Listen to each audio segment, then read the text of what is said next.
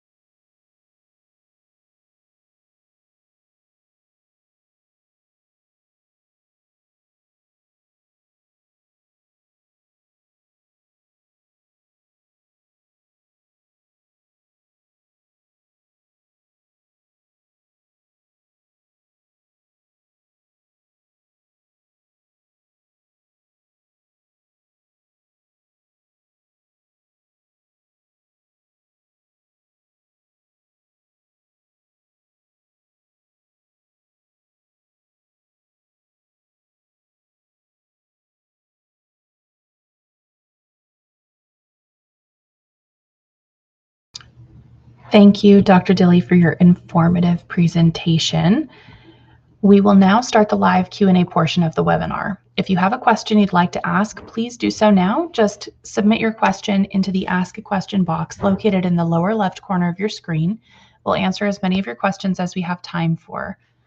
Let's go ahead and get started here. Our first question for you, Dr. Dille, is if my lab building isn't set up for remote monitoring, can I still benefit from the new technology? Thank you. Yes, that is a wonderful question. Not all buildings are what we call smart buildings, or sometimes BSCs end up going into older buildings that don't have a lot of the newer technology. However, with the new cabinet designs and the ability to export data, a lot of them will have a simple USB port that you can use to export the performance logs, maintenance logs, reminders, things like that, to a thumb drive that you can then use in your own kind of software that you're using for your lab. Excellent. Thank you. All right. And our next question here that we have asks, how does the design of a BSC play such an important role in user ergonomics? That's a great question. And a lot of times we hear about ergonomics and, we've been hearing about ergonomics for a long time. The way I like to think about ergonomics and biosafety is as a safety issue. So if you're not comfortable, you're going to be more likely to make mistakes. So I find that, finding a BSC that has those incorporated features that do allow you to be comfortable, to be more organized, also reduces, any kind of safety issue that you might come into due to fatigue. The design of the cabinet itself, that can be in the way of how the airfoil is designed. It doesn't need anything extra to be comfortable or not. Can you see your screen? Simple things like that kind of make it just easier for users to use. All right, wonderful. And I know that you had sent me a message regarding a correction that you wanted to clear up. So before we continue on with Q&A, I'll let you go ahead and clarify some information. While you're doing that, anyone that has questions, please feel free to submit them into that Ask a Question box. Yes, thank you for that. I realized after I had said it that I got my A2 and B2 cabinets mixed up as I was speaking. Class II type A2 biosafety cabinets typically recirculate back to the lab. Class II type B2 biosafety cabinets rely 100% on a remote exhaust system to pull all of the air outside. Sometimes the A2 cabinets can be exhausted with a canopy connection, but they don't have to be. I think I flip-flopped that in my slides a little bit. Okay, great. Thank you for the clarification. That is an important piece of information to have. Yes. All right. Our next question that we have here says, magnetic accessories sound interesting. Can you elaborate?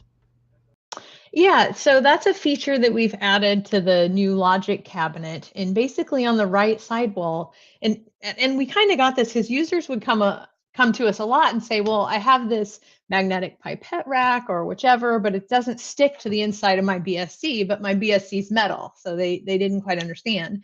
And typically, stainless steel is not magnetic, just based on the type of steel that it's made of. So we've kind of added this into our cabinet to an area that is magnetic by putting a plate on the other side of the steel, so on the stainless, so that you can use those accessories we have 3 accessories available with very strong magnets to hold that there. The nice thing about using magnets is it keeps things up off the work surface, and you can remove them and clean them because the accessory itself are stainless steel as well, so they can be disinfected. Wonderful. Thank you so much. Our next question that we have here, moving right along, asks, how often should we activate UV light in BSC2? That's another good question. And the use of UV light in biosafety cabinets is actually a little controversial. Some campuses don't even allow UV lights within their cabinets on the campus.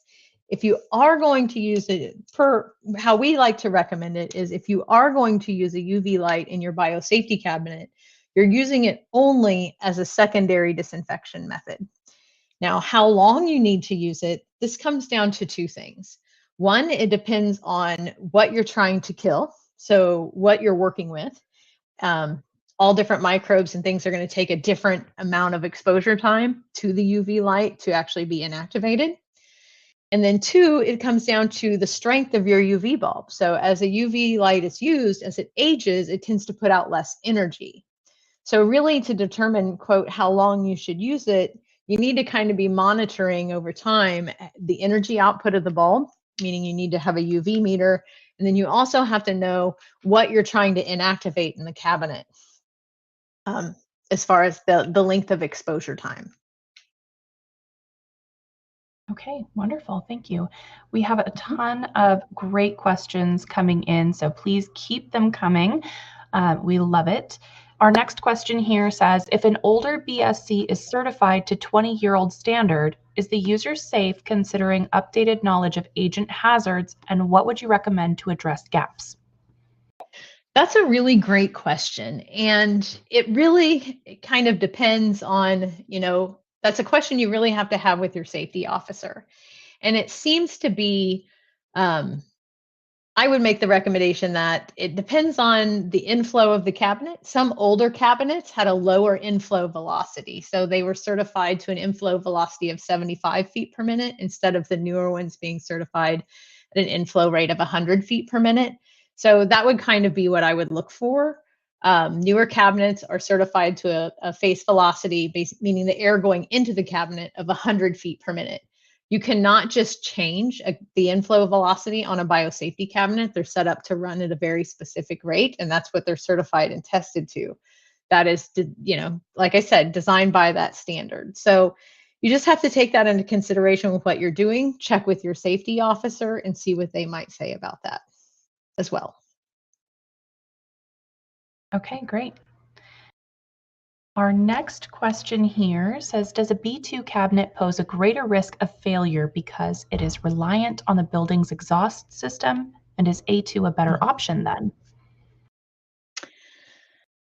That's another tricky question. I don't want to necessarily say it has a greater risk of failure. It does have that extra kind of third-party component that you would have to worry about. It really depends on, the exhaust system in the building. How well is the maintenance kept up? Do they double check the blowers? Some standards recommend on B2 cabinets to have a secondary blower should the primary blower fail. To kind of help mitigate some of that risk.